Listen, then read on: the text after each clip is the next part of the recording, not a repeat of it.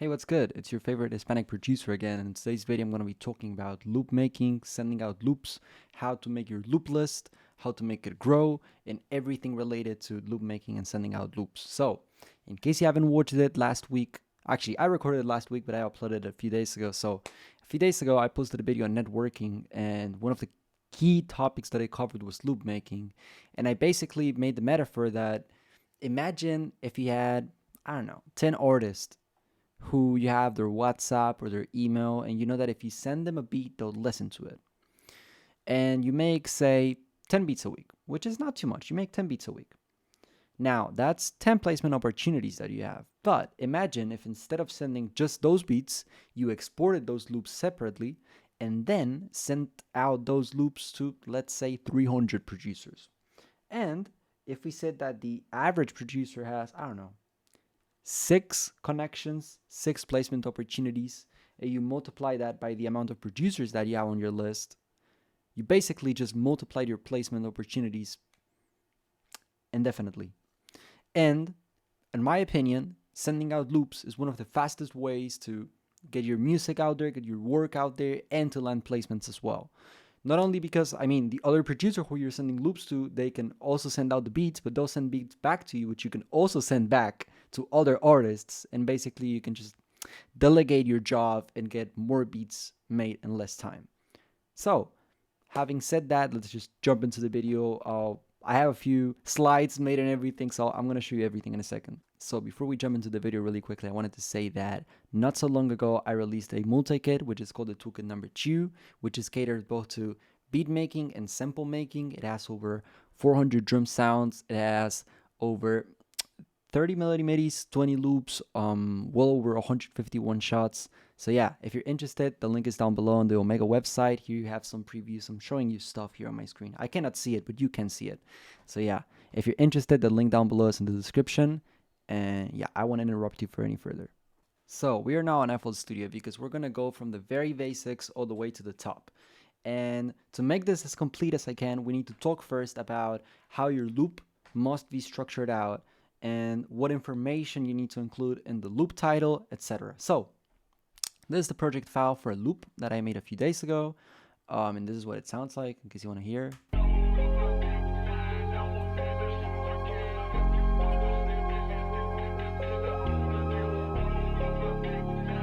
So as you can see, this part right here is basically how I structured out the loop.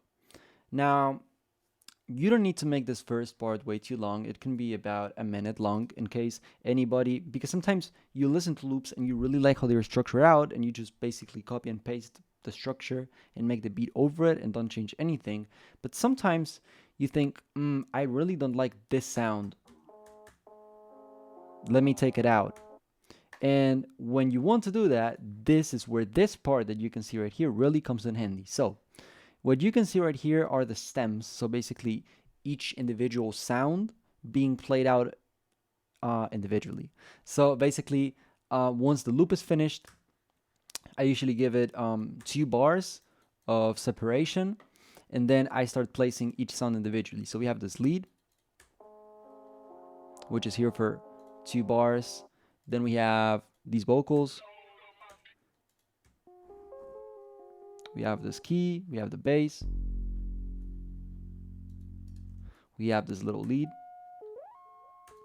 this brass, this accent, and this other lead brass type thing.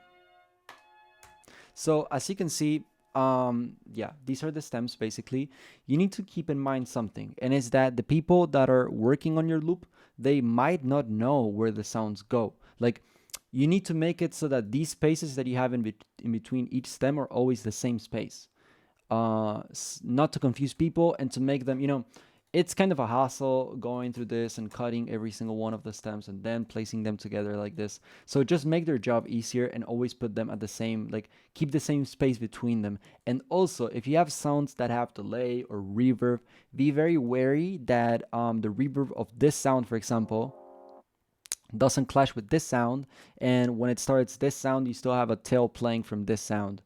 If you have sounds with very long reverb like this one, you can just, this one doesn't have very long reverb, so it cuts right before this place, but you can automate the volume so that the volume on this one right here, you can copy and paste it so that the volume stops right before when this one plays and they don't clash together, because nothing is more annoying than working with a loop where half the sounds have parts of the other sounds. So yeah, be wary of that. So now imagine that we have our loop already. We have the structure of the loop, which shouldn't be too long. You can make it 4, 6, 8 bars, but not more than that, I'd say. Now we need to export the loop. So I always advise people to do this. I always save my project files in FL Studio as zipped loop package, because that way, if I open it on another computer, I still have all the samples, like the one shots and the sounds, in case I'm using, like, I don't know, a computer in a studio or something, and I don't have my laptop. I can always open it, no worries. So we're saving the project. All right, now we want to export it. So how should you export it? I always go for MP3, because WAV files are too big. And if you send out 10 loops and each file is like 50 megabytes, then that's a really big folder, and it might be really annoying for some people, especially if you don't have a lot of like hard drive space on your computer. So be wary of that. I always advise to send MP3. So you export as MP3, and then you come in here, and basically you need to set the name. Now, how do we name them? We name the loop. You can put any name. I named this one Polygon because it sounded like a cool word. And then we put on the BPM and the key. Very, very, very important. Just put on the BPM and the key, because like a lot of people, myself included, I play on the keyboard most of the stuff that I'm doing. So it really saves time if I already have the key out there, because I can just like turn on the keyboard, play the 808, and that's it. So yeah, BPM is also really, really important. Don't put on the BPM wrong, because then, you know, making the stems fit and everything is a hassle. So this is very important. The BPM must be okay and the key must be okay. And then you just have the producers on the loop. So in this case, it's me and Elementary Beats. So yeah, the loop is literally named Polygon 133 FM Martin Live Elementary Beats.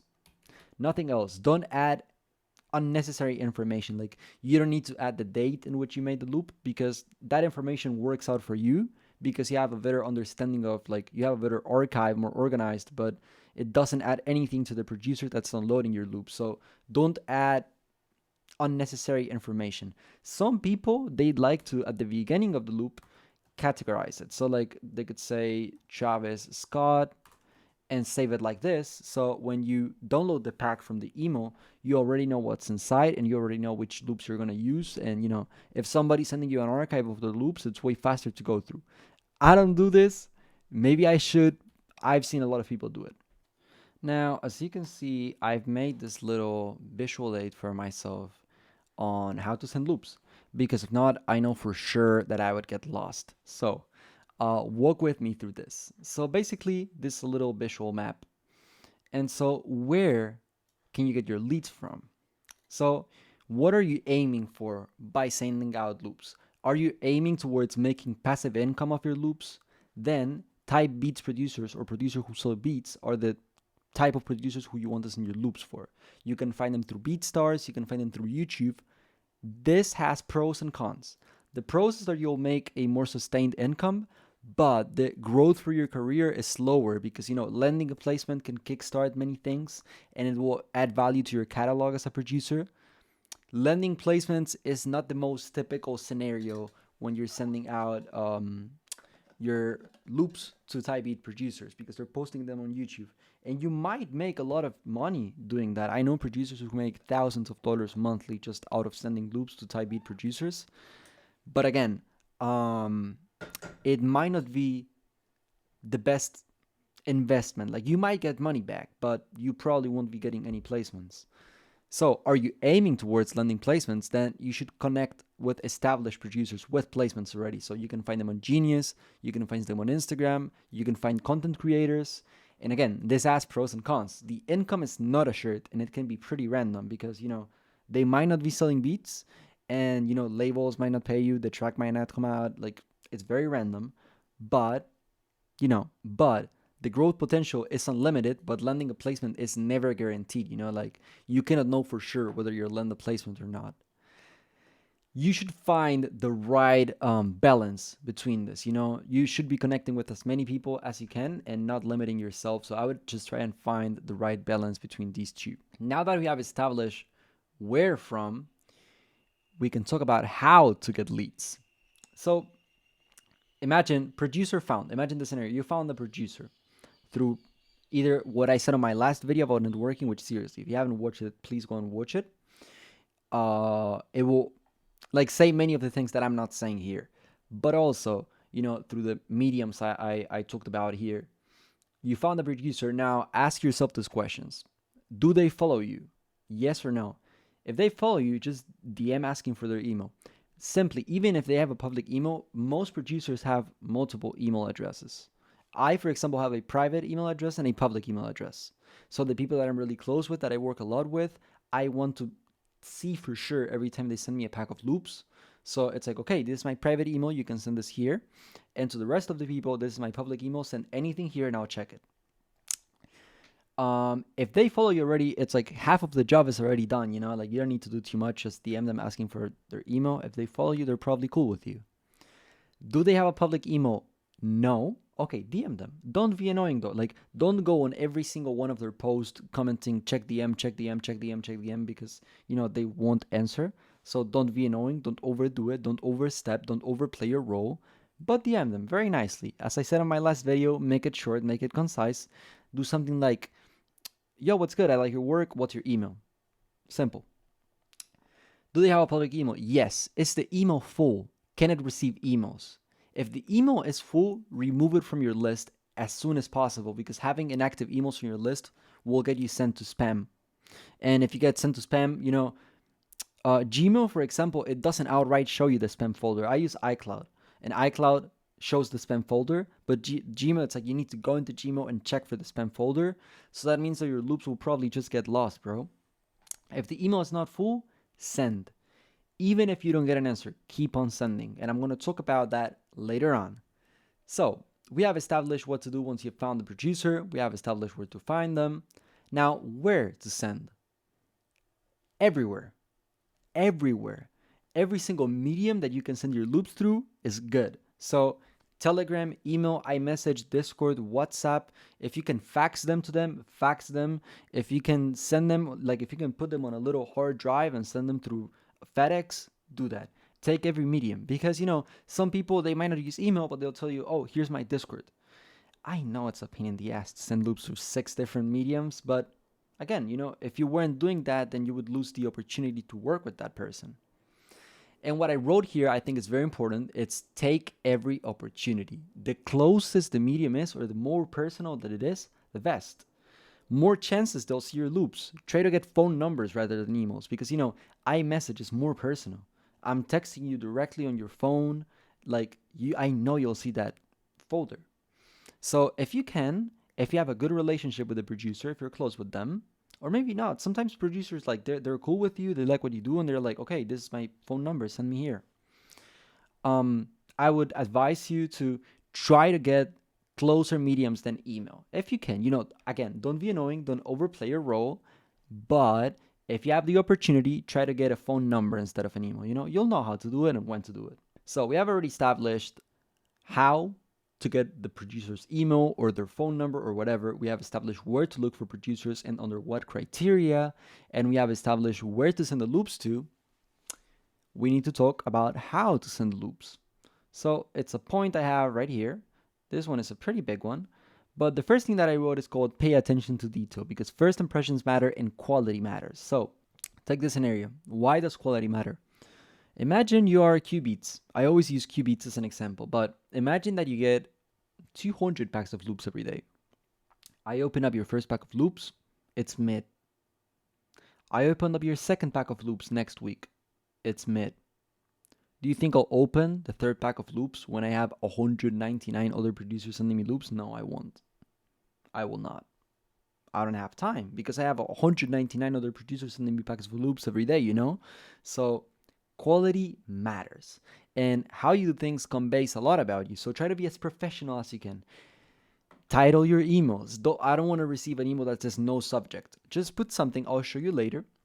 title your emails, use CCO correctly. I'll talk about that later as well. And never send attachments. Never, ever, ever, ever, ever. Because different email providers, they have different attachment limits. So some of them might be 20 megabytes, some of them might be 25 megabytes, some of them might be 5 megabytes. So you don't know that. And if you're sending your loops to attachments, one, it's really annoying to open them on the phone. Second, it's really annoying to download each and one of them individually. And third, again, you don't know what the attachment limit is, and it's not like your email will get there with less attachments. If your email is over the attachment limit, it will not go through. So never send attachments. And when you do send links to folders, always double check your links, because folders, they cannot be private or request you access. They need to be public. Using Dropbox gives you extra points. I'll talk about that later when I show how to send the emails. Now, how to send. All right. I really advise you to make a spreadsheet using Airtable or similar. And why? Because lead lists can get pretty big pretty fast, and always keep them organized, because if not, you might not remember to send your loops to certain people, because again, we're sending loops to pretty much every single medium on planet Earth. It's pretty hard to keep track of all of this on your notes app on the phone. So I really do advise you to use Airtable or spreadsheets or Excel, something like that. The thing that's the most comfortable to you. I'll show how I have everything set up. And then MailTrack. And why MailTrack? Because on open emails damage the reputation that Google and other email providers automatically give you.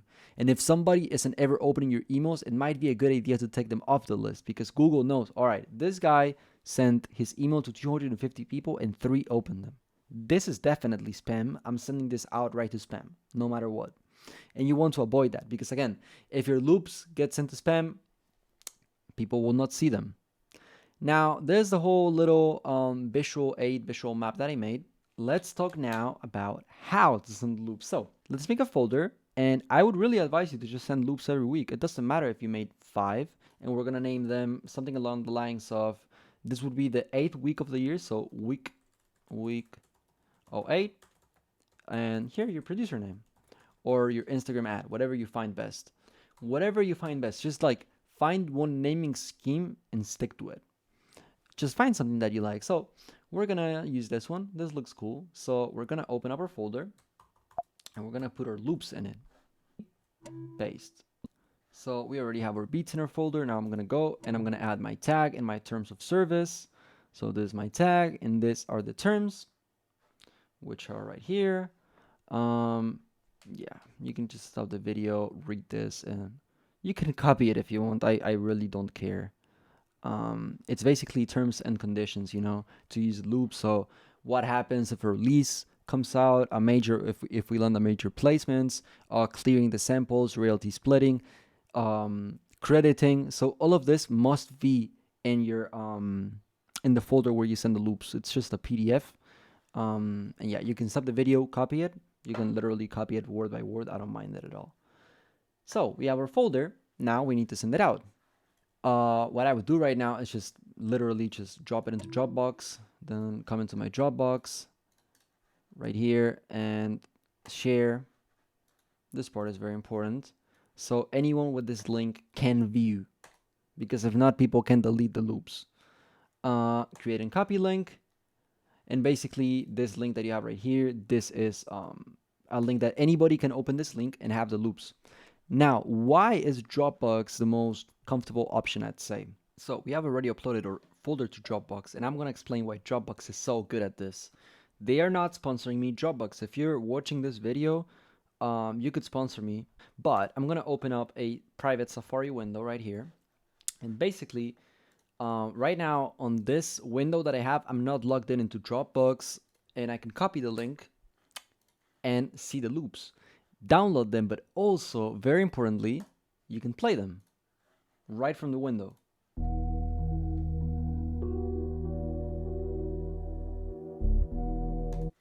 And also, you can play this from your phone very, very easily. So if I go into any Dropbox folder that I have on my phone, I can open it from the app or from Safari and just play them, just like this. And listen to the loops from anywhere. So this that we have right here is an app that's called Airtable, and I really, really like it. It's free. I advise you to use it. And again, they're not sponsoring me either. You can sponsor me if you want. This is what my loop list looks like. So we have the following columns. We have producer name, we have their email, we have Telegram, iMessage, WhatsApp, Discord, Instagram link, and then we have where to send. So this guy gave me his email and his iMessage, so I sent to both. This guy gave me just his email, so I sent to through his email. And then we have the relationship with them. So are we mutuals? Are we not mutuals? This is a good hint because sometimes you're not mutuals with somebody and they open your emails or they not open your emails. So I just have this here as a good measure and you know just to keep track of who I have on my list. So I advise you to write down the producer name because sometimes people will give you emails that they have nothing to do with their name, and it's pretty hard to guess later on who you're actually sending your stuff to. And the way that I have it set up is, okay, this guy gave me his email, I write it in this column. This guy gave me his Telegram, I write it in this column. This guy gave me his iMessage, I write it in this column. So when I'm gonna send out the loops, I just come in here, I select this, and I copy. Like I quite literally just copy everything and then paste it into Gmail.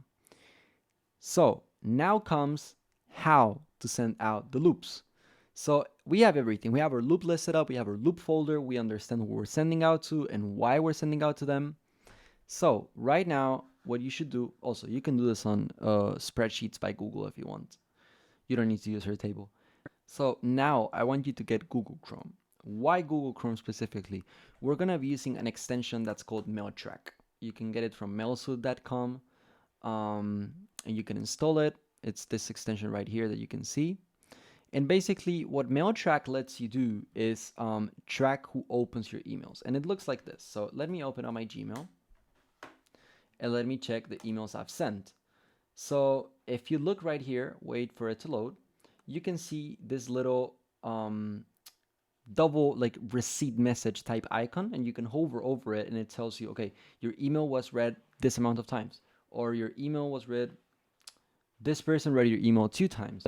So MailTrack will be your best friend at knowing like how many of the people that you're sending out loops to actually open your emails. There's a paid version of MailTrack which lets you see individually who actually opened up your emails. I don't have the paid version because if I keep on adding monthly subscriptions, I will never be able to afford buying a house. My generation complains about that, but it's Spotify, Netflix, Dropbox, iCloud, like the phone bill. Bro, it's way too many monthly subscriptions. So I'm skipping on paid MailTrack, but I know a lot of people that use it and really recommend it. You can still see who opens your emails. You get the number, but you don't get the exact like email. Like it doesn't tell you, okay, this email address to open up your email. I'll probably pay it at some point. Not right now though. So why did I tell you to get Google Chrome? MailTrack only works on Google Chrome, and it also only works on Gmail. So if you have an address that's not Gmail, I would advise you to get a Gmail email address and actually get a new one. Get one that has your name in it. So my name is Martin Live, like maybe Prod Martin Live, something like that. So we're here and we're ready to send our loops. So how are we supposed to do this? Here it says para, which means 2 or 4. So this is the like people who are getting your email. Here I want you to write another email address that you own. In this case, I own m@martinlive.uy. So I'm gonna write that one there. And then you can see right here that you have 2 options. You have CC and CCO. CC is carbon copy. So basically it's not like you're basically sending the email to the people on CC, but it's not destined to them. So basically, they cannot talk back on the email conversation, if I'm correctly. The option that you want to use is called CCO. So this option that you see right here that says CCO, in English, it will say VCC, which means blind carbon copy. So basically, blind carbon copy means that anybody, because if you add somebody on CC, if I add myself on CC, anybody who gets this email can see me on the CC. They can see who's on CC, but they cannot see who's on VCC. So I can write my email here on VCC and they won't see who's on my list. And this is very, very important because you don't want to be leaking out emails. A lot of people will get pissed at you if you leak their emails. So always add everybody on your list to VCC. Now, even if you had your whole list on VCC, you need to have somebody on the like people that are receiving the email. So on 4 or 2, I don't know, it will say it in your language. Put an email address that you own and one that you don't mind being out there. So in this case, I don't mind this one being out there. I'm just gonna put that one. Why? Because again, understanding how like the email services work, they have many like ways to check and automatically like evaluate if an email is spam or not. So if you're sending all the like email recipients on VCC, most likely your email will get flagged as spam. So always have somebody here on the recipients. Now, very, very, very, very simple. We can just put your name, your phone number, your BeatStars to get splits on the beats. If you don't have BeatStars, set up an account. It's free. It takes a second. Then if you're assigned, like if you're on a PRO, in my case I'm in Agalu, but you can be on BMI or ASCAP, you can put on what PRO you're assigned to. This is my Agalu my Agalu number, so like my internal number, and this is my EP or IPI, I guess it would be in English, which is like an international identifier for publishing rights organizations. So this is literally all the information in your email. I have this little footer that says this email and any attachments may contain confidential and privileged information. If you're not the intended recipient, please notify the sender immediately by returning email. Delete this email, blah, blah, blah, blah, blah, blah, blah, blah, blah. Put on a footer like that. It looks professional. And then we can just write this week's loops, something like that. You know, this also depends on your personal brand, how you write stuff. Like, you don't need to do everything exactly the way that I am doing it. This is how I would do it. And we can come in here. I don't know where I have it, but we can get the Dropbox link that we had and just copy and paste it right there. So right here, copy Dropbox link. We paste it, and that's it. And this is literally everything you need on your email.